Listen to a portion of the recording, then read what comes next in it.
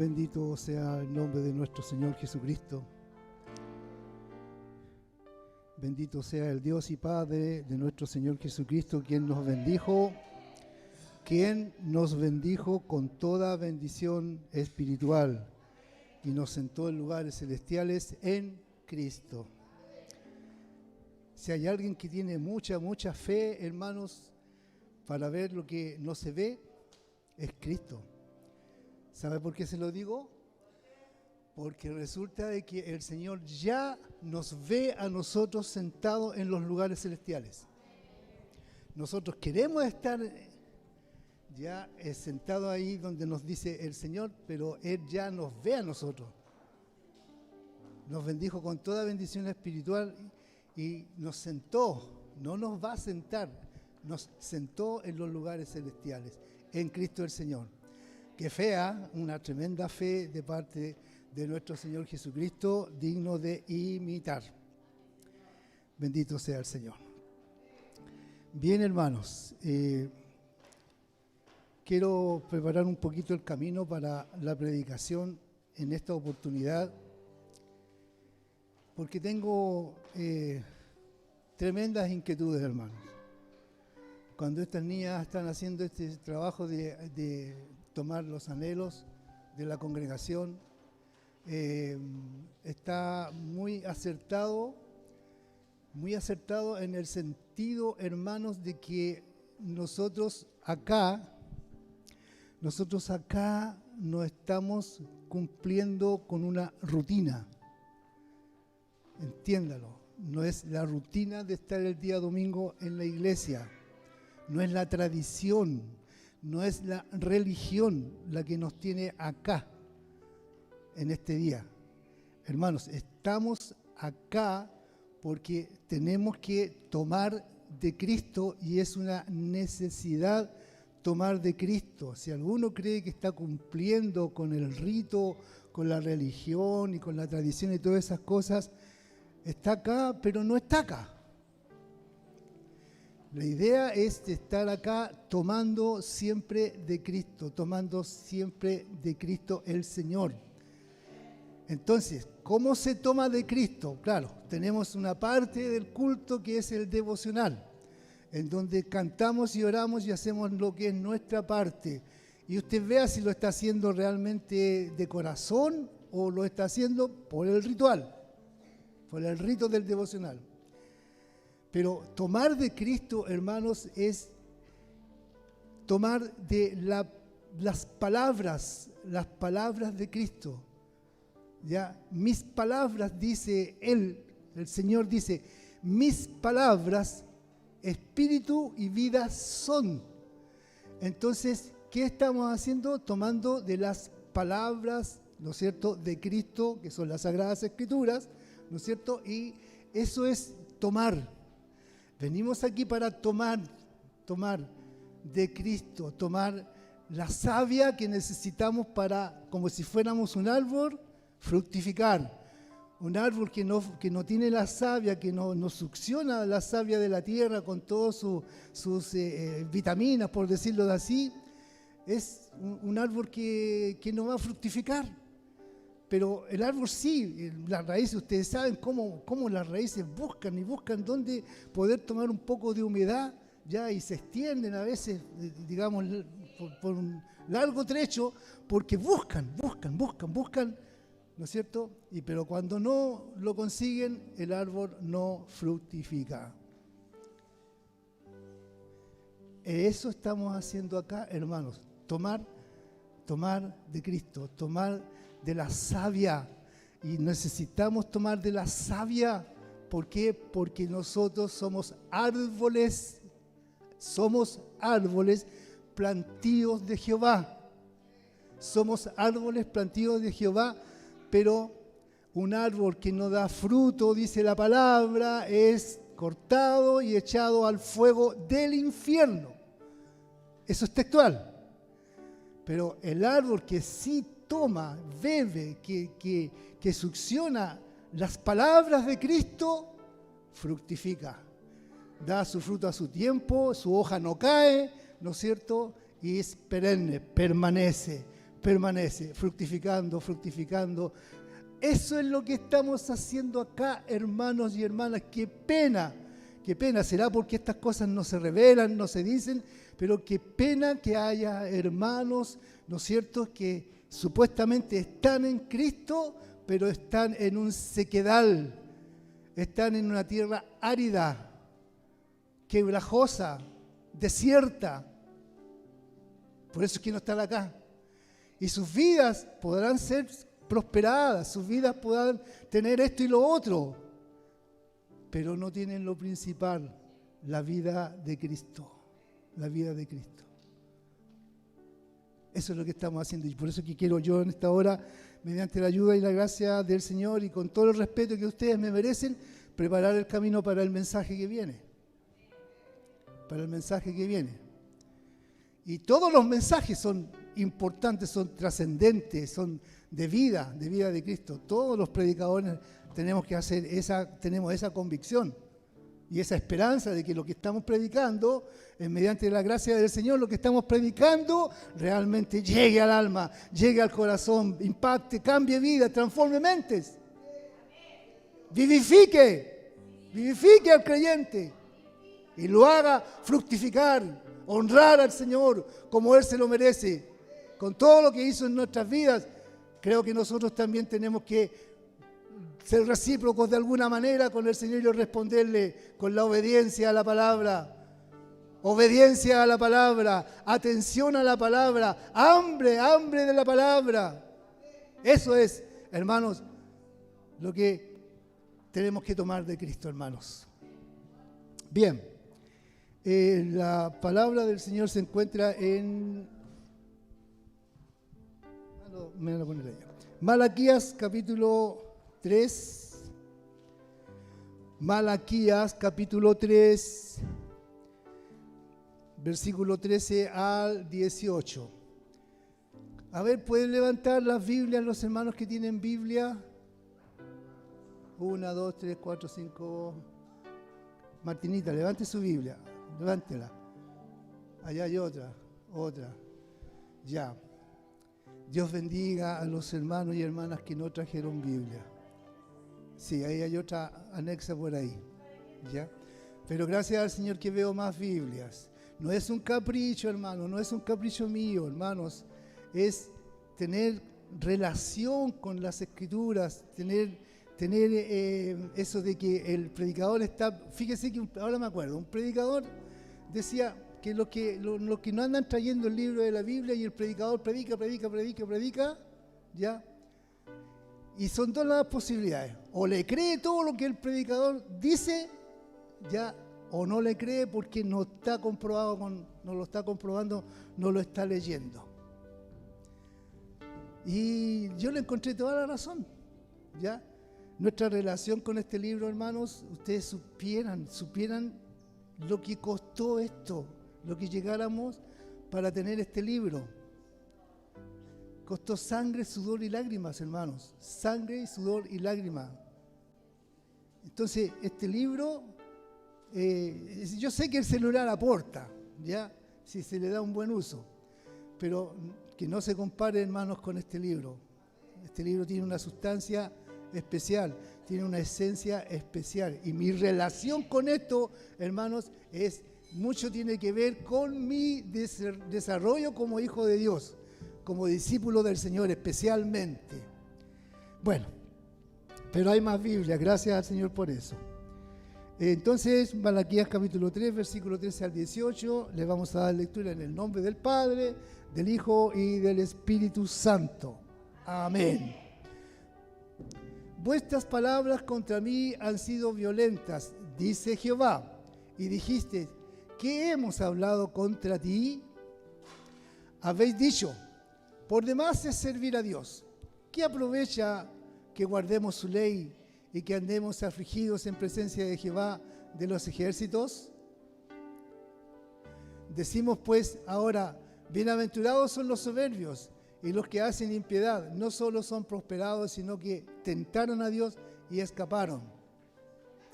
Entonces, los que temían a Jehová hablaron cada uno a su compañero y Jehová escuchó. y oyó. Y fue escrito libro de memoria delante de él para los que temen a Jehová y para los que piensan en su nombre. Y serán para mí especial tesoro, ha dicho Jehová de los ejércitos, en el día en que yo actúe, y los perdonaré, como hombre que perdona a su hijo que le sirve. Entonces os volveréis y discerniréis la diferencia entre el justo y el malo, entre el que sirve a Dios y el que no le sirve. Amén. Oremos. Sea bendito tu nombre, Padre. Una vez más glorificamos, exaltamos, te damos a ti la honra, gloria, imperio, poder. Todo sea para ti, la magnificencia es tuya, Señor. Tú eres el único y solo Dios verdadero. No hay otro Dios, solo tú eres el único y solo Dios verdadero, digno de ser alabado, de ser bendecido, glorificado por los siglos de los siglos. Bendito eres. Gracias, Padre, por Jesucristo, tu Hijo, nuestro modelo, nuestro Señor, nuestro Redentor, nuestro abogado, nuestro amigo. Gracias por Él, Padre, por su voluntad de llegar a la cruz y sufrir la muerte, Padre Santo, en obediencia a ti. Gracias por esa obediencia, Padre. Gracias, Padre, te damos por el Espíritu Santo, quien está en medio nuestro en esta hora para ayudarnos, para sustentarnos, para guiarnos, para revestirnos de poder, de gloria, de gracia. Gracias por todo, Padre. Gracias por todo, porque estamos acá, Padre, con vida y con salud, Señor, porque tú permitiste, Señor, que pudiéramos estar acá. Te alabamos, te glorificamos por eso, Padre. Y ahora te damos gracias por tu palabra, Señor, que ha sido leída. Señor, te rogamos, Padre, que para ello tu Espíritu Santo trabaje en mí y trabaje en cada uno de mis hermanos. De tal manera, Padre, que la palabra que se va a predicar, que se va a exhortar, realmente, Señor, sea una palabra poderosa en ti, Señor. La gracia tuya sobrepuje, pueda más, Señor, que nuestros pensamientos humanos, Señor, de tal manera que nuestras vidas, Señor, al impacto de tu palabra, cambien, se transformen, Señor, se renueven, Señor, para ti, Dios mío, porque tu palabra, Señor, es viva y eficaz y puede producir esos efectos y muchos más en nuestras vidas, Padre Santo. Puede cambiar nuestras mentes, nuestra manera de mirar, nuestra manera de pensar y nuestra manera de hacer. Tu palabra puede hacer eso, tiene ese poder, tiene esa virtud, porque tu palabra es poderosa, Padre, es viva y eficaz. Dios mío, que así sea en esta hora, por misericordia, guíame, Señor, que no esté titubeando, Señor, en entregar lo que tú realmente has puesto en mi corazón, Señor, que no tenga temor alguno, Señor, que no se me queden las palabras, Señor, sino que mi lengua sea suelta, Señor, para que tu nombre, Señor, sea glorificado en esta congregación, Señor, hoy día. Por misericordia, Padre. Por misericordia. Te lo ruego, Padre, en el nombre de Jesús. Amén. Esta palabra yo la tuvimos, hermanos, para la noche del Año Nuevo, acá en la reunión, pero solamente fue una reflexión. Yo les decía en ese día, hermanos, que algo curioso pasaba en mí, que no me podía concentrar, tenía la idea, tenía la temática, pero no me podía concentrar en realmente poder compaginar el mensaje. Y se lo comenté a mi esposa, y le dije, que es como que primera vez me sucedía algo que tenía como dificultades para poder establecer una predicación. Y me costó harto, hermanos. Y eso lo comentaba acá con los que estábamos acá, ya, y había una razón.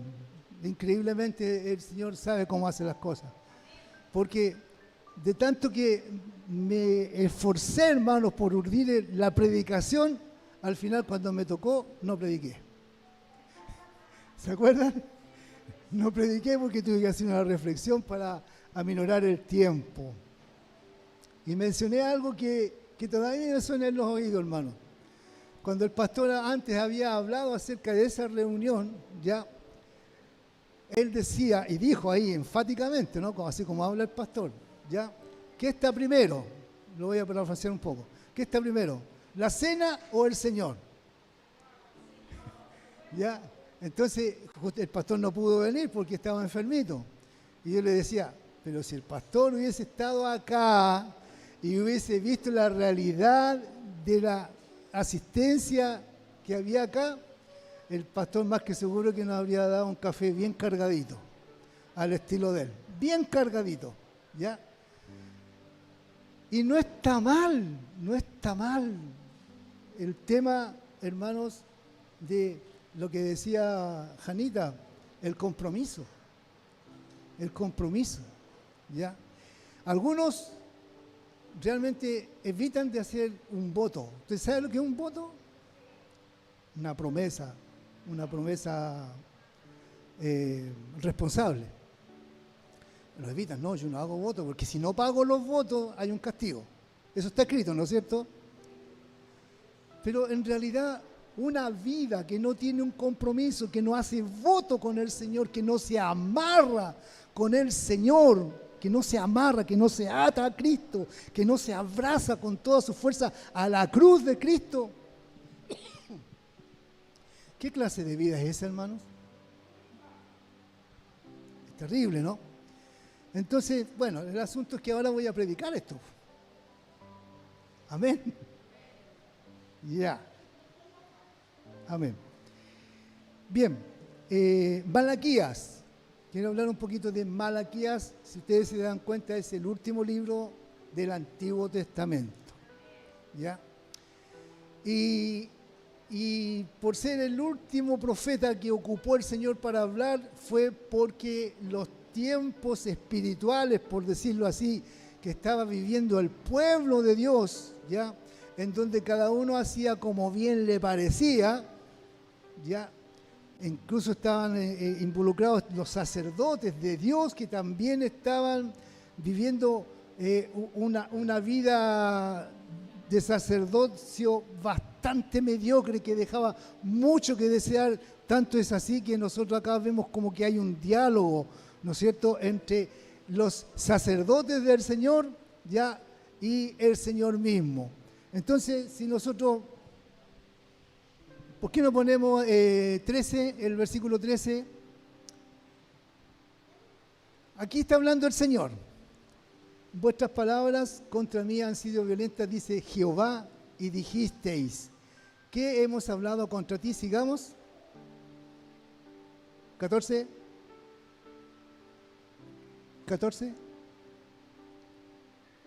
Habéis dicho, los sacerdotes estaban, ¿pero qué? ¿De qué nos estás culpando? Una cosa así, ¿no?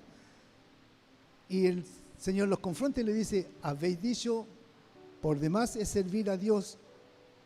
¿Qué aprovecha que guardemos su ley y que andemos afligidos en presencia de Jehová de los ejércitos? El 15.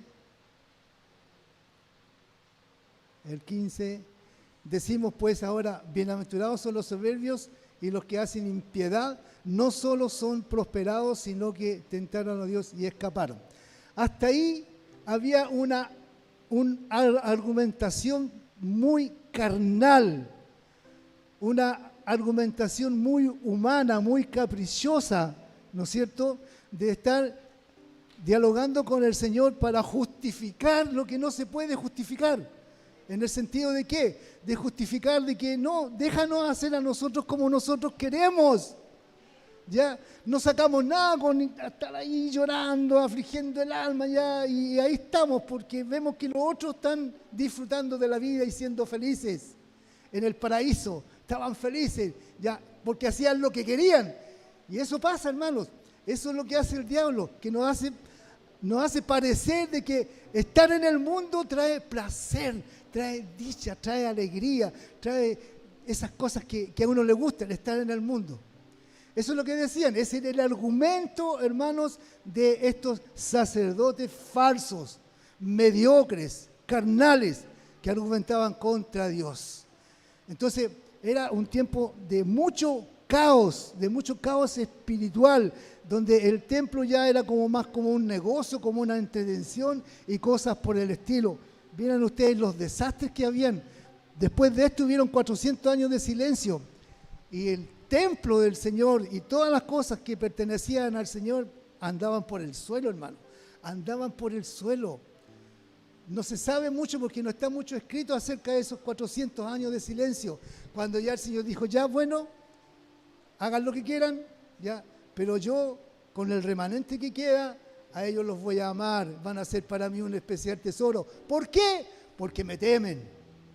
En dos partes aparece, hermanos, en lo que hemos leído, esto de porque me temen para mí ellos serán un especial tesoro, ¿ya? Y dice, y tendré misericordia de ellos y los guardaré y los libraré, porque viene el día en que yo voy a actuar, viene ese día en que yo voy a actuar, ¿ya? Y ahí los quiero ver a ustedes, síganse gozando de la vida nomás, porque ahí van a ser el lloro y el crujir de dientes. Es el diálogo que había entre los sacerdotes del Señor, pseudo sacerdotes del Señor, y el Señor mismo, a quien Él había guardado para sí un remanente de hombres y mujeres fieles a Él. Ahora, eso era lo histórico, hermanos, es lo histórico, es, digamos, para ponernos en el momento y en la razón por qué Malaquías escribió esto. ¿Ya? Ahora, esos tiempos vuelven a cobrar vigencia, por decirlo de alguna manera. El caos espiritual, la indiferencia espiritual, la carnalidad de los hijos del Señor, que en ese entonces eran los sacerdotes, pero que ahora somos los hijos del Señor, la indiferencia, la desobediencia, hermanos, la frialdad, el capricho, la banalidad y tantas cosas, hermanos, se están volviendo a repetir. En el tiempo aquel de Malaquías eran tiempos tan iguales a esto, porque incluso de todo lo que estaba pasando cuando el Señor les habló y de acerca de los hijos que le temían al Señor, ¿no es cierto? Les hablaba, hermanos, lo que sale en el capítulo 4, que eso se lo voy a leer. Dice, porque aquí viene el día ardiente como un horno, y todos los soberbios que hacen maldad serán estopa. El día que vendrá los abrazará, ha dicho Jehová de los ejércitos, y no les dejará ni raíz ni rama. Era la advertencia. Más a vosotros, al remanente que quedó, a esos que temen al Señor, ¿Qué decía? Mas a vosotros los que teméis mi nombre, a los que teméis mi nombre. Hemos entendido desde siempre, hermanos, que temor no es terror, temor es respeto, ¿sí? Es obediencia. Siempre lo hemos entendido así. Entonces, cabe hacer la pregunta esta. ¿Estamos temiendo al Señor? ¿Hay un respeto?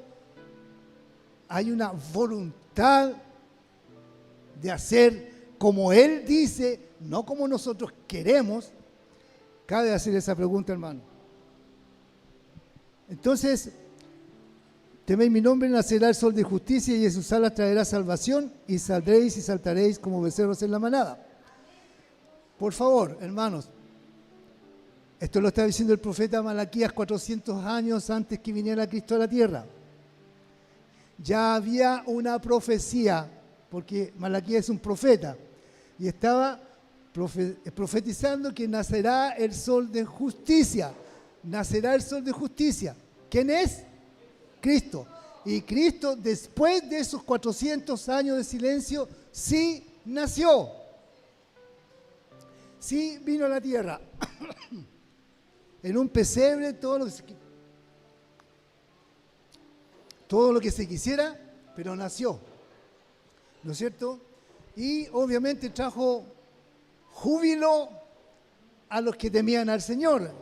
Entre ellos está ese anciano Simeón, ¿no es cierto?, que lleno del Espíritu Santo fue al niño, ¿no es cierto?, y tuvo un tremendo gozo de ver, de que él a su edad haya alcanzado a ver. Entonces eso es sinónimo de gozo, de alegría. Nació el sol de justicia, ahí estaba en un pesebre. Pero ahora, hermanos, estamos nosotros en estos tiempos de Malaquías, supuestamente. ¿Por qué? Porque el Señor nuevamente va a aparecer. Entonces hay una profecía, ¿no es cierto?, que está vigente y que está por cumplirse. Y entre los que están ahí, hermanos, en esta profecía, también estamos nosotros los que tememos.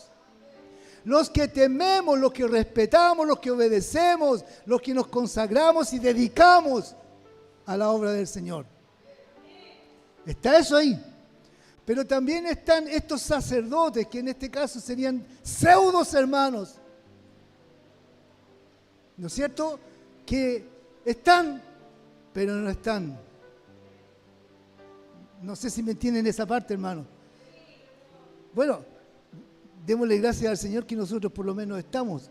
Ahora, por supuesto de que hay mucho más todavía que tenemos que entender acerca de estos tiempos, porque no basta con decir que estos tiempos son peligrosos, son más que eso, hermano. Se está cumpliendo la palabra del Señor. Y estos pseudos hermanos que están en las congregaciones, hermanos, están cumpliendo esa profecía que está escrita en el Nuevo Testamento, que habla acerca de lo que es la apostasía. La apostasía. Y hoy en día se está viendo que la apostasía es muy fuerte, muy numerosa. Está tomando muchas vidas la apostasía, muchas vidas. Entonces, nos hace a nosotros que esta porción que hemos leído, que este tema que el Señor quiere que nosotros realmente podamos oír con el oído del alma, nos llame la atención poderosamente. Nos llame la atención poderosamente. Yo no quisiera que ninguno de los que están acá, hermanos, caiga en esto de la apostasía. Usted sabe lo que es la apostasía, renunciar a la fe. Usted sabe eso, ¿no? Ya, como esos sacerdotes que preferían darse el gusto ellos y vivir como ellos quisieran vivir. Pero ahora la apostasía está cumpliendo ese rango de devolverse y volverle la espalda al Señor. Qué terrible, hermano. Entonces, creo que no es menos importante que realmente nosotros con el alma, con el espíritu, ¿no es cierto?, podamos estar oyendo estas palabras para hacer que realmente nuestras vidas realmente, hermanos, marquen la diferencia. Así se llama este mensaje, ¿ya? Marcar la diferencia. En ese entonces había marcada una diferencia entre los que no temían a Dios y entre los que sí temían a Dios. ¿Ya? A los que no temían a Dios les esperaba una catástrofe, hermanos. Pero a los que sí temían a Dios les estaba esperando nada menos que naciera Jesucristo en sus vidas. Qué relevante es esto, hermano. Qué relevante. Ahora el mensaje va a ir en pos de esto, de buscar cómo realmente marcar la diferencia entre una cosa y lo otro.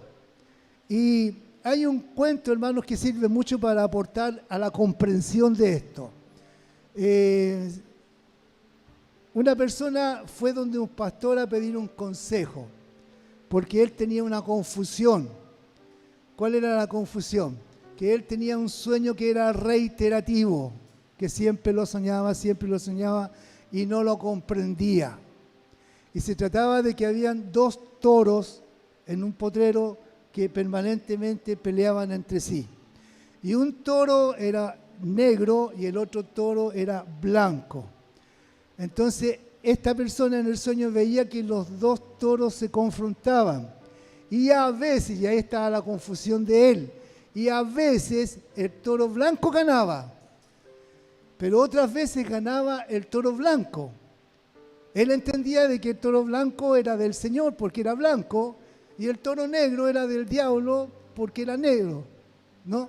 Entonces, pero uno ganaba una vez y el otro la otra vez, y esa era la confusión. Entonces el pastor sabiamente le dijo el significado del sueño. le dijo, lo que pasa que cuando gana el toro blanco es porque ha sido más alimentado. Por lo tanto, ha tenido más fuerzas, ¿ya? Pero a veces, y cuando gana el toro negro es porque el toro negro ha sido mejor alimentado. Entonces tiene más fuerza y le gana al toro blanco. Entonces, qué ejemplo más claro, ¿no? La pregunta para nosotros, ¿a quién estamos alimentando más? ¿Al toro negro o al toro blanco? Seamos sinceros y digamos que la cosa está bien pareja. Un día sí y otro día no. Que un día obedezco y otro día no obedezco. Entonces se produce la confusión. La confusión. Confusión que no debe estar en nosotros. Porque claramente entendemos que siempre debe estar siendo alimentado el toro blanco. Siempre, siempre, continuamente, día y noche, debe estar sustentado el toro blanco. Entonces, para así, de esa manera, poder realmente marcar la diferencia. Un día hubo un diálogo entre dos personas que decía que cualquier cristiano, o sea que uno levantaba una piedra y salía un cristiano. ¿Ya? Porque todos son cristianos. Entonces la otra persona le dijo, no, que usted no es cristiano. Entonces le dijo, un diálogo que había ahí, entonces si no soy un cristiano, soy un perro. Porque no era cristiano. Bueno, lo que quiero decir con esto es de que realmente cualquiera se llama cristiano. Usted va por la vereda y le pregunta a una persona, oiga, ¿usted es cristiano? Sí, yo soy cristiano. ¿Por qué? Porque por la tradición, qué sé yo, porque es un ser humano. Entonces, porque es un ser humano, es un cristiano. Y no hay diferencia entre un cristiano y otro cristiano. Pero la diferencia, hermanos, y este mensaje va en pos de eso, tenemos que marcarla. Amén. Tenemos que marcar la diferencia entre el que cree en el Señor y el que no cree en el Señor. Lo que dice aquí la palabra del Señor, entre el que le sirve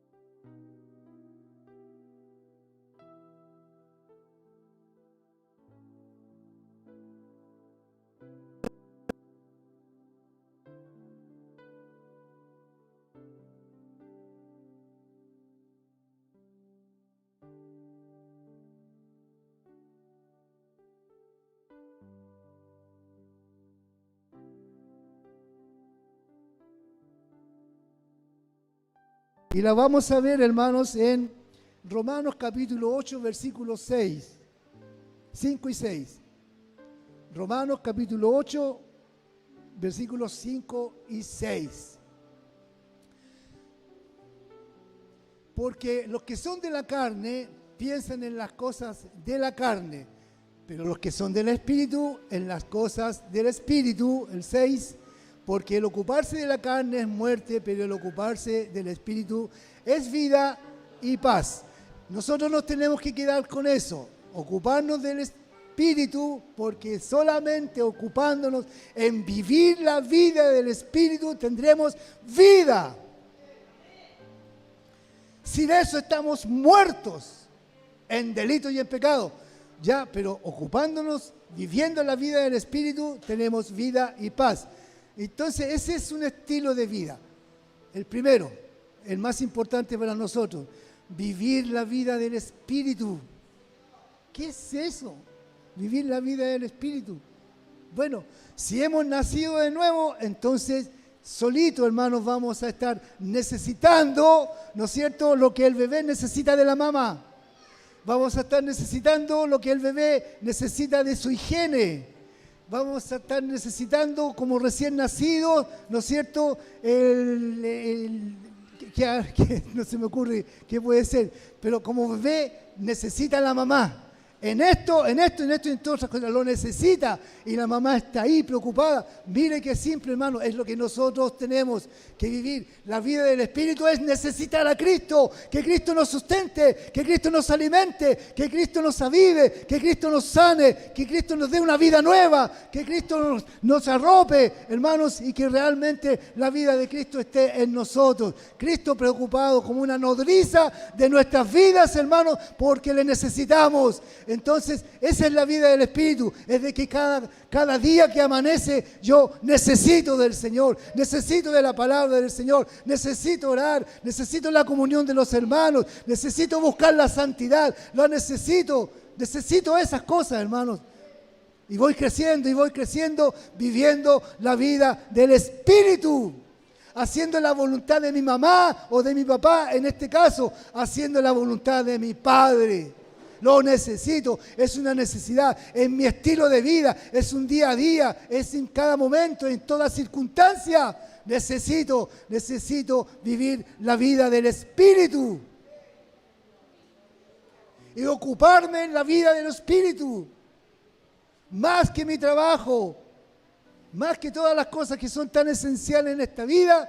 Primero el Señor, ocuparme del Señor. ¿Qué dices tú? ¿Qué opinas tú? ¿Qué quieres tú? Señor, esa es la vida del Espíritu.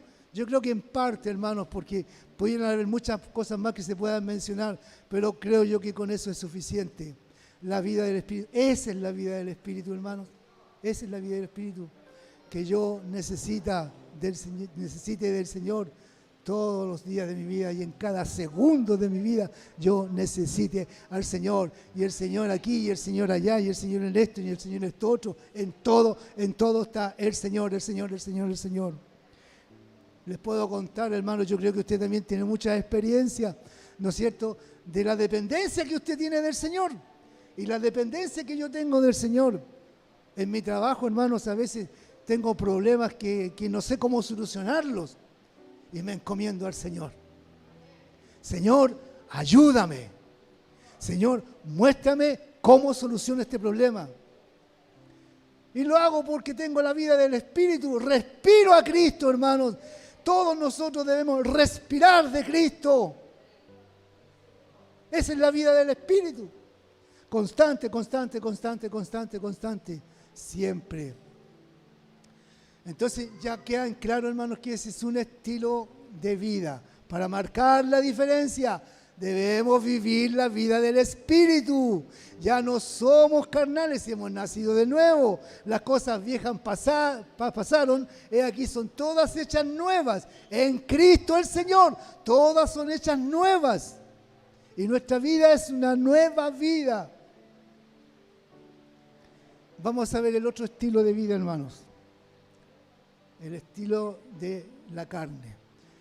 Leemos entonces en el mismo Romanos capítulo 8, versículos 7 y 8. En realidad este capítulo 8 de Romanos, hermanos, tiene casi el capítulo completo habla acerca de lo que es la carne y de lo que es el espíritu, si lo quieren releer ustedes después. Entonces, Romanos 8:7 dice, por cuanto los designios de la carne son enemistad contra Dios, porque no se sujetan a la ley de Dios, ni tampoco pueden. Y los que viven según la carne no pueden agradar a Dios. Esta carta de los romanos, hermanos, Pablo la escribió a los hermanos que estaban en Roma. Note eso. Entonces Pablo está descubriendo y está confrontando esta triste realidad que se daba en esa iglesia. Que habían hermanos que sí vivían la vida del Espíritu, pero que habían hermanos que no vivían la vida del Espíritu y que vivían la vida de la carne. De la carne. Entonces, eso es lícito mencionarlo en esta hora porque no está escribiendo Pablo a los que están allá afuera. Lo que está diciendo Pablo acá nos está diciendo a nosotros, me lo está diciendo a mí y le está diciendo a usted. No se está diciendo de que hay dos tipos de vida, la vida del espíritu y la vida de la carne, y hay que marcar la diferencia. Ese es el mensaje, hermanos, hay que marcar la diferencia. Cuando uno vive la vida del espíritu, tiene la vida de Cristo en uno. Y eso, hermanos, fructifica. Eso nos lleva al crecimiento, eso nos lleva a cumplir la ley de Cristo. Pero esto que está pasando acá, hermanos, a los que les dice, a los hermanos que están ahí en la iglesia de Roma, dice, y los que viven según la carne no pueden agradar a Dios. Y otras cosas más que dice ahí, por tener el otro estilo de vida. El estilo no de la vida del Espíritu, sino que el estilo de la vida carnal, animal y diabólica, la vida carnal. Bien, tenemos este año, hermanos, porque en ese entonces, cuando iba a predicar esto, era la última reunión del año, entonces el pastor me encargó de que predicara ad hoc al día que estábamos viviendo. Pero ahora, ese año terminó, ahora viene un año nuevo. Feliz año nuevo. Feliz año nuevo. Pero ya tenemos ahora delante de nosotros, hermano, un patrón. Tenemos una guía. Por misericordia del Señor, el Señor nos alumbra, como dice la palabra, ¿no es cierto? Que alumbra nuestras veredas, que alumbra nuestros caminos. Tenemos alumbrado el camino que tenemos que seguir este año. Este año. La predicación va en pos de eso, hermanos, para mí y para usted. Que este año realmente, con todo lo que podamos entender, la vida del Espíritu sea la que tenga la primacía, la prioridad, la supereminencia, todo que lo tenga la vida del Espíritu, la vida del Espíritu. Que todas las cosas se hagan en el nombre del Señor, que todas las cosas se hagan para la gloria del Señor. Mire, hay un ejemplo que quiero leer, hermanos, en el Antiguo Testamento, en Josué 24:15. Josué 24:15. Dice, y si mal os parece servir a Jehová, algo parecido de Malaquías, escogeos.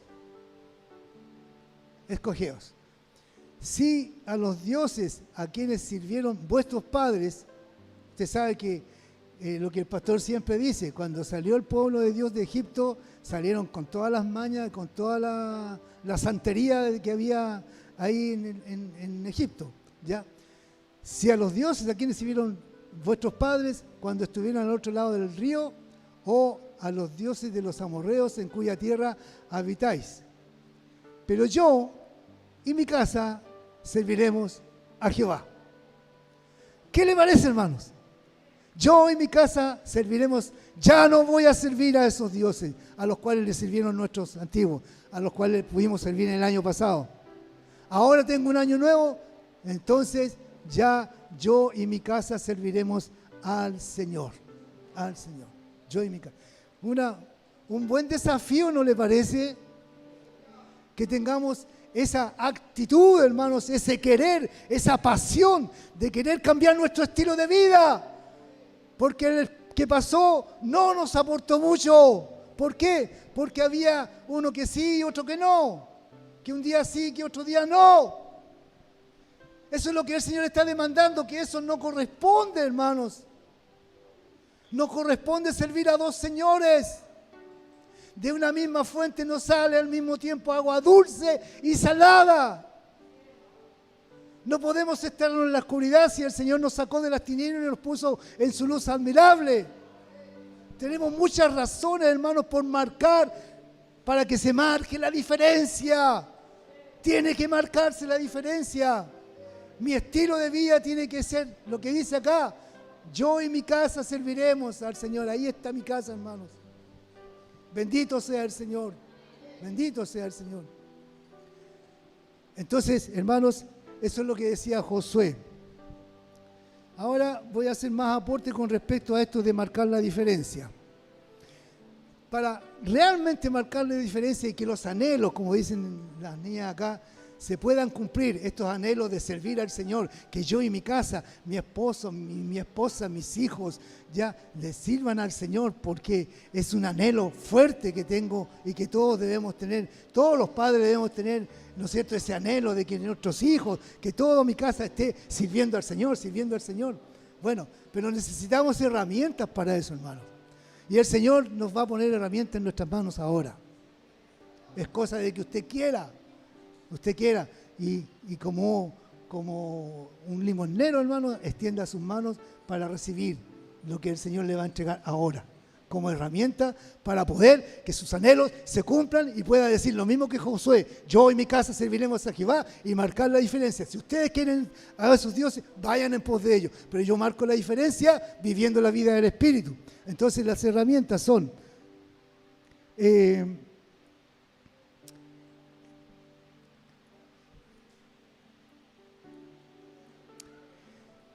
son tres clases de llenuras. A ver si me doy a entender con esto, por favor, ustedes ayúdenme. Herramientas. Son tres clases de llenuras. Hagamos cuenta de que nosotros somos un vaso. Y hay tres clases de llenuras para ese vaso. ¿Ya? Como dice el apóstol Pablo, que él era un vaso que estaba lleno de la excelencia de Cristo. Entonces, veamos cómo está nuestro vaso y de qué lo tenemos que llenar para poder, ¿no es cierto?, lograr los anhelos que esperamos de vivir la vida del Espíritu. Entonces tenemos la primera llenura como herramienta, como un martillo, como un serrucho poderoso para servir al Señor, para hacer la obra. Está en Efesios 5:18. Una llenura, una herramienta poderosa, ¿no es cierto?, para marcar la diferencia. Efesios 5:18 dice: no os embriaguéis con vino, en lo cual hay disolución. Antes bien, sed llenos del Espíritu. Bien, yo le dije, usted tiene que estirar la mano para recibir esto. ¿Por qué digo eso? Porque esta llenura no cae del cielo por caer. No, esta llenura uno la tiene que buscar. Uno la tiene que buscar. No se llenen, no se embriaguen, no se hagan disolutos, ¿no es cierto?, como los que están extraviados, ¿no es cierto?, con el vino. No, llénense del Espíritu. Entonces, hermanos, lo que tenemos que hacer, lo que corresponde es, si realmente este mensaje usted lo está escuchando con el alma, es decir: Señor, aquí está mi mano, lléname de tu Espíritu, para vivir la vida del Espíritu. Lléname, una copa rebosante, llena, saturada, hermanos, que sobra y que abunda.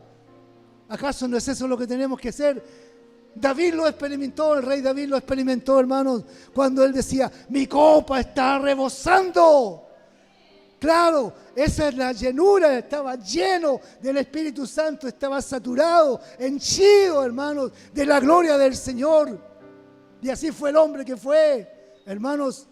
Entonces, ahí hay una herramienta. ¿Qué herramienta usar para realmente ir venciendo, abriendo camino en medio de tanta impiedad, en medio de tanto pecado, de tanta tiniebla, inclusive dentro de la iglesia? Hermanos, quiero abrirme camino, pero no estoy en condiciones, tengo debilidades. Pero bueno, aquí tenemos una herramienta, aquí tenemos una salida, hermanos. ¿Cuál? La llenura del Espíritu Santo. Todos los días, yo le aconsejo que lo haga todos los días en la mañana. Una vez le pregunté a un pastor, pero ¿cómo lo hace usted, pastor, para llenarse del Espíritu? Porque entendí de que uno tiene que buscar la llenura. Eso se entiende, ¿no es cierto? ¿Entiende usted de que usted tiene que buscar la llenura? No es lo mismo que el bautismo del Espíritu Santo, porque eso cae, desciende del cielo. Pero esto es llenura, es buscar. Entonces le pregunté, me dijo, mira, yo lo hago así, así, así, así, para abreviar el cuento. Y claro, después que hago todo eso en la mañana, ya estoy lleno.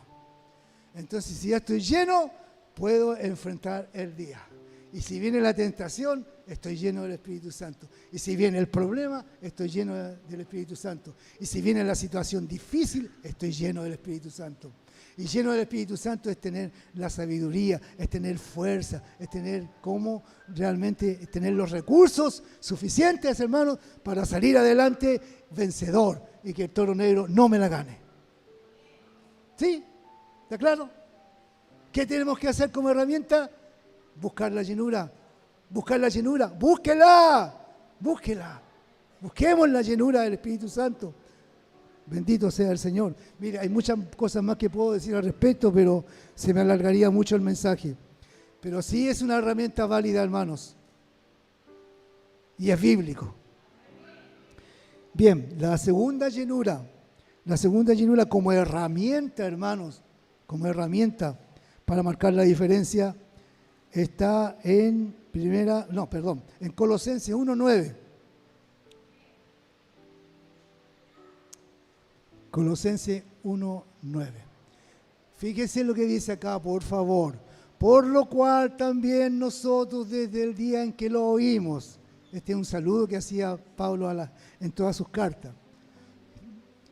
No cesamos de orar por vosotros y de pedir que seáis llenos del conocimiento. Ya no es llenura del Espíritu, ahora es conocimiento. Es otra herramienta que debemos usar.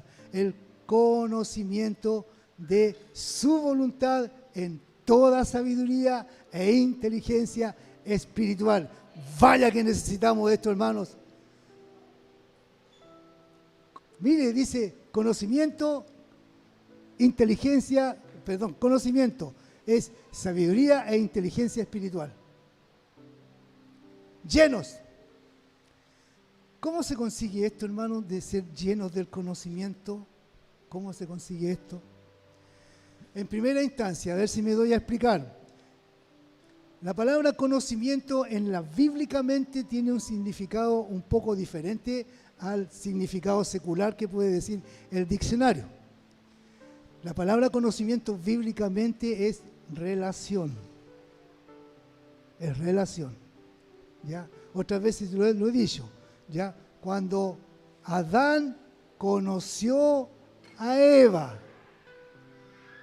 ¿Conocen esa parte, no es cierto? Entonces, ese es el significado bíblico que se le debe dar a esto de conocimiento. Conocimiento.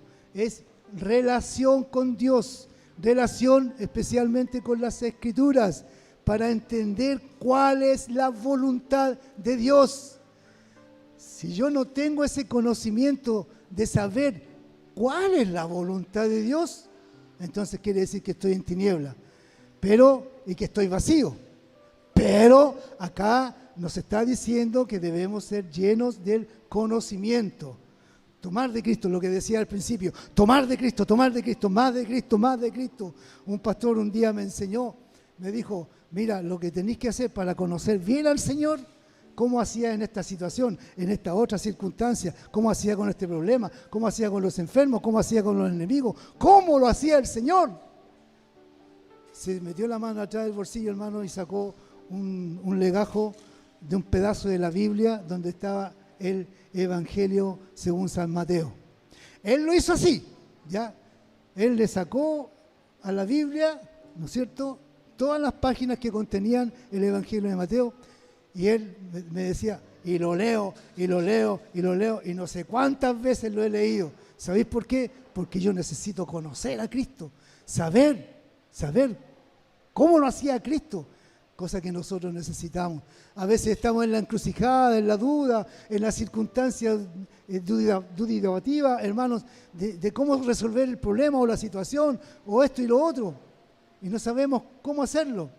Pero si estamos tomando este conocimiento de la voluntad del Señor, entonces vamos a decir, es que el Señor lo hizo así, entonces yo también lo voy a hacer así.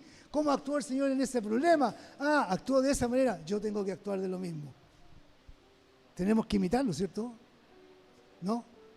Yo digo que sí, Cristo es para imitarlo, ¿ya? Ejemplo os he dado para que como yo hice, vosotros también hagáis.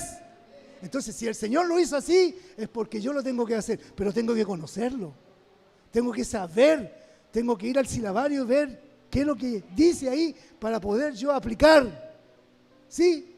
¿Se entiende, no es cierto? ¿Cómo aplicar si yo no tengo el conocimiento? Es mejor conocer, tomar conocimiento, llenos, y eso es una constante, hermano, es una constante buscar cómo conocer cada día más al Señor en relación, en intimidad, hermanos, en coinonía, en amarrarme con Él, en el abrazarme y no soltarlo, como dice la palabra del Señor, permaneced en mí y yo en vosotros, permaneced en mí y yo en vosotros. Entonces eso produce llenura, saturamiento, hermanos, conocimiento, excelencia de Cristo, como decía el apóstol. Yo soy un vaso que contiene la excelencia de Cristo, el conocimiento de Cristo. Y vaya que lo conocía, hermanos. Conocer, pero eso produce una llenura en nosotros, y indudablemente, hermanos, que es una herramienta muy eficaz. Lo que dice la Biblia, hermanos, es lo que me ayudará en todas las decisiones de mi vida, y mi vida prosperará, y mi vida se confortará, y mi vida será inteligente, como dice ahí, y sabia. ¿Por qué? Porque estoy conociendo a Cristo, y me estoy llenando.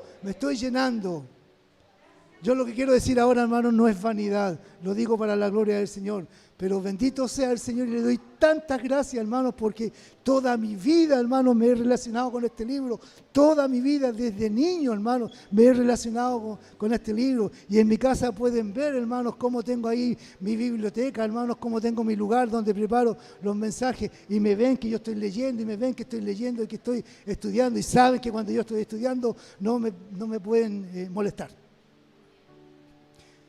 Pero gracias al Señor, hermanos, Él tuvo misericordia de mí y me hizo que yo pudiera, hermano, estar aquí ahora, ¿no es cierto?, predicando la palabra del Señor para la gloria de Él, para la edificación de ustedes, hermanos. Entonces, si algo bueno me ocurrió a mí, ¿por qué a usted no? ¿Por qué usted no puede también tomar esa pasión, hermanos, ese anhelo de llenarse del conocimiento del Señor, leer, buscar, y el Señor le va a ir revelando, hermanos, y se va a ir abriendo en el camino, se va a ir abriendo camino en la vida, hermanos, y con eso va a marcar la diferencia. Es una forma de marcar la diferencia. Y la última, hermanos, está en Hechos 4:33.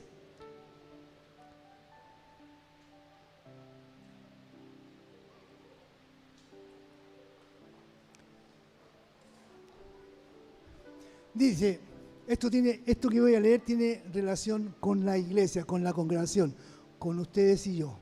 ¿Ya? ¿Sí? ¿Se apagó? ¿Cómo? ¿Qué dice? Repito la cita. Hechos 4:33. Hechos 4:33. Quiero hacer una acotación. Esto que vamos a leer tiene que ver con la iglesia. Después voy a leer otra cita que tiene que ver conmigo, contigo. ¿Ya? Ya, primero esto. Dice, y con gran poder en plural, los apóstoles daban testimonio de la resurrección del Señor y abundante gracia era sobre ellos. Abundante gracia era sobre ellos. No ocupa la palabra lleno, pero sí ocupa la palabra abundancia, que sería como una sinónimo. ¿Sí? Claro. Esto es la iglesia primitiva, hermanos, que siempre les he dicho yo, si queremos ser la verdadera y auténtica y genuina iglesia de Cristo, tenemos que tomar conocimiento de qué es lo que dice el libro de los Hechos, capítulo 1 al capítulo 8. Léanlo, reléanlo y reléanlo para ser llenos. Pero aquí está hablando de la gracia del Señor, que era con los apóstoles, ¿no es cierto?, que habían sanidades, ¿no es cierto?, habían convertimiento de multitudes de gente y había una comunión tremenda y excelente entre los hermanos, algo casi milagroso, hermanos, cómo los hermanos sentían en su corazón ir a vender sus propiedades para por la plata ponerla a los pies de los apóstoles para que ningún hermano tuviera necesidad. Yo creo que ese es un ejemplo de bastante gracia, hermanos, de bastante gracia del Señor, cómo los hermanos estaban llenos de la gracia del Señor, que eran capaces de quedarse sin su casa con tal de que los hermanos acá en Jerusalén, ninguno tuviera necesidad de nada. La gracia, lo que puede hacer la gracia del Señor, hermanos, en una congregación, y es lo que yo anhelo, hermanos, es lo que necesito, lo que puede hacer la gracia del Señor entre nosotros. Si realmente buscaremos estas cosas de ser llenos del Señor, lo que puede hacer la gracia del Señor en esta congregación, en este pequeño remanente, hermanos, y no dejar pasar los años y estar ahí. ¿No es cierto que no? Necesitamos la gracia del Señor. ¿Para qué? Para que se haga eso, para que se viva la iglesia auténtica del Señor. Necesitamos gracia, gracia sobre gracia en nosotros, hermanos. La necesitamos. Necesitamos que esa gracia, hermanos, potencial sea realmente con su pueblo. Y ahora vamos a ver la parte individual, que está en 1 Corintios capítulo 15, versículos 9 y 10. Y con esto vamos a terminar, hermanos, pero quiero terminar de una manera digna del Señor. Es la palabra del Señor y es la que tiene que impactar en su vida, es la que usted tiene que no solamente escuchar, saberla, sino que asumirla. Una palabra hecha, asumida, responsable en nosotros. Ahí está. Dice, porque yo, el apóstol Pablo, dice, porque yo soy el más pequeño de los apóstoles, que no soy digno de ser llamado apóstol porque perseguí la iglesia de Dios. Y el 10 dice, pero por la gracia de Dios soy lo que soy. Y su gracia no ha sido en vano para conmigo. Antes he trabajado más que todos ellos, pero no yo, sino la gracia de Dios conmigo. ¿Cuántos pueden decir esto? Yo no lo puedo decir. Les soy sincero. Pero aquí lo estoy leyendo. Ya, la gracia de Dios que operó en Pablo lo hizo ser el hombre que fue un hombre del Señor y el que todos sabemos, tenemos muchos antecedentes de él. La gracia del Señor, la gracia del Señor. ¿No es cierto? Que estaba conmigo. Entonces usted y yo debemos decir, la gracia del Señor en mí. ¿Ya? La abundante y excelente gracia del Señor en mí. ¿No es cierto? ¿Qué me permitiría a mí hacer esa gracia? Sin duda alguna, hermanos, que tendría toda la osadía y la valentía para ir y pararme allá afuera y proclamar a Cristo a voz en cuello, hermanos. Si esa gracia estuviera en mí.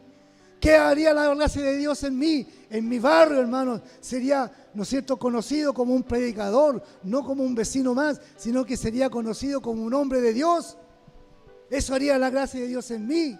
¿Qué haría la gracia de Dios en mí, hermanos? Que el poder de Dios, el poder, la virtud de Dios estaría en mí, hermanos, para ungir y que el ungido sea sanado, para hablar y la persona que me escucha se convierta al Señor. Y cuántas maravillas más podría ser si realmente la gracia de Dios estuviera en nosotros, estuviera en mí y estuviera en usted. La gracia del Señor que estaba en ese hombre, hermanos, es la gracia que nosotros también podemos tener. Porque Dios no hace acepción de personas. El Señor puede hacer más todavía. Pero no quiero ser así tan ostentoso, simplemente decir, hermanos, que necesitamos la gracia del Señor. Necesitamos esa gracia potenciaria, hermanos. Una vez recibimos la gracia del Señor, la recibimos para ser salvos, porque por gracia somos salvos, ¿no es cierto? Pero esta es otra gracia, es la gracia de poder de lo alto, es la gracia ejecutiva, hermanos, es la gracia que rompe cadenas, es la gracia que rompe yugos, hermanos, que vence la tentación, que vence la carnalidad y que nos hace realmente marcar la diferencia. ¿Por qué? Porque la gracia de Dios está en mí. La gracia de Dios está en ti. Y esa gracia, hermanos, es una gracia sobrenatural, poderosa, hermanos, inigualable, inimitable, que solamente nosotros como vasos de Cristo, del Evangelio, podemos contener. Aleluya, gloria al Señor, que así sea, que así sea. Le deseo a cada uno de ustedes para este año abundante llenura, abundante conocimiento y abundante gracia en el nombre del Señor. Recíbala, estire sus manos, tómela, son suyas, son suyas, son suyas por fe en Cristo el Señor. No son mías, son de todos nosotros, porque el Señor en todos nosotros quiere operar, hacernos hombres y mujeres verdaderos, auténticos, genuinos, que marcan la diferencia, que pueden decir en donde quieran que están: yo soy de Cristo, Cristo está en mí, Cristo está en mí, el poder del Espíritu Santo está en mí. Bendito sea el Señor. Gracia, gracia, conocimiento y llenura son las herramientas que yo necesito para este año vencer mis carnalidades, vencer mis banalidades y vencer todo aquello que se opone, ¿no es cierto?, al conocimiento de Cristo el Señor. Bendito sea su nombre, bendito sea su nombre. Gracias al Señor, bendito sea su nombre. Amén, amén, amén. Aleluya.